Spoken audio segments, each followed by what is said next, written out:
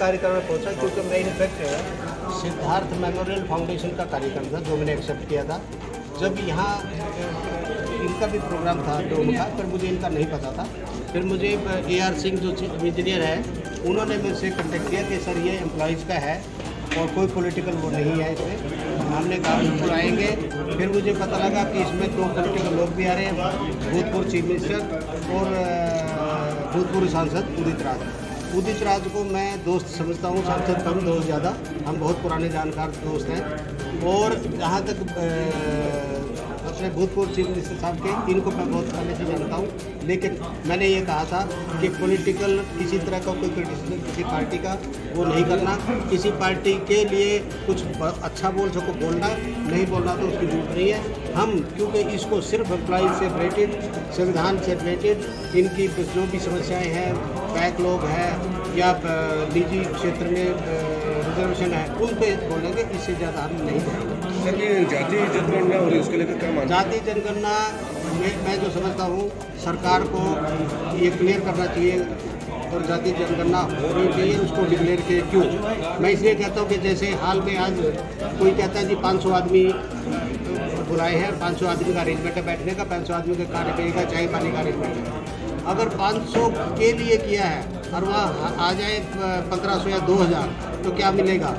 किसी को बैठने की जगह नहीं मिलेगी, किसी के पानी पीने के लिए नहीं मिलेगा, तो बहुत खुश होगा। वही बात आज अगर स्कीम बनती है किसी भी कम्युनिटी के लिए, SC ST के लिए, बैकवर्ड के लिए कोई बनती है, जब उनका यही नहीं पता है कितने, तो वो स्कीम फेल होती है, उसका फ़ायदा कुछ नहीं होता, कागजों में पैसे पूरे खर्च हो जाते हैं। तो मैं इसका बिल्कुल समर्थक हूँ कि ये जाति जनगणना होनी चाहिए ताकि सबका अपना अपना ये पता लगे कौन कितना है। और कोई भी सरकार, ये सरकार वो सरकार का क्वेश्चन नहीं है, और ये जाति जनगणना की सरकार आज का नहीं है, पहले से रुका हुआ है। तो जो पहली पार्टी थी, पिछली पार्टी थी, उससे रुका हुआ है, अभी तक लागू हुए।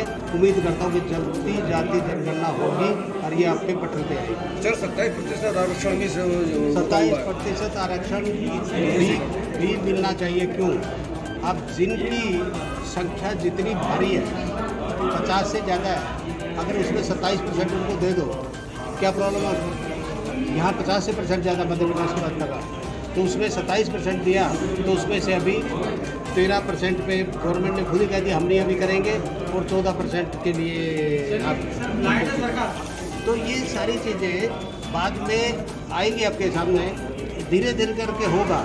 और जो क्योंकि ये सुप्रीम कोर्ट ने डिसाइड करना, अल्टीमेटली ये फैसला सुप्रीम कोर्ट का होगा।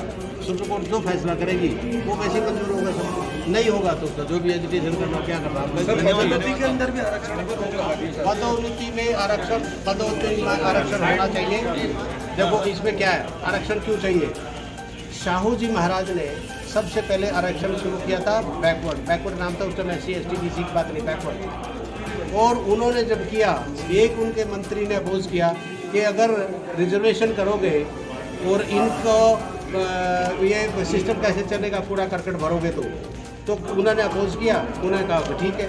फिर उन्होंने क्या किया, अगले दिन जो अस्तबल में घोड़े थे जिनको अलग अलग चारा वो मिलता था, दाना चारा जो भी है, उनको कहा वो ये सारा राशन जो इन पे लगता है पर आप मैदान में रख दो और जो घोड़े अपने आप खाएंगे, हमें इनके उसमें अस्तबल में जाने की जरूरत नहीं है। तो जब सब घोड़े गए, वही मंत्री जिसने अपोज किया था वो उन्होंने कहा कि थोड़ा सा राशन और चाहिए। उन्होंने कहा क्यों चाहिए राशन? उन्होंने कहा वो जो अच्छे हट्टे खट्टे घोड़े थे वो ज़्यादा खा गए, जो लंगड़े लूले बीमार थे वो भूखे रह गए।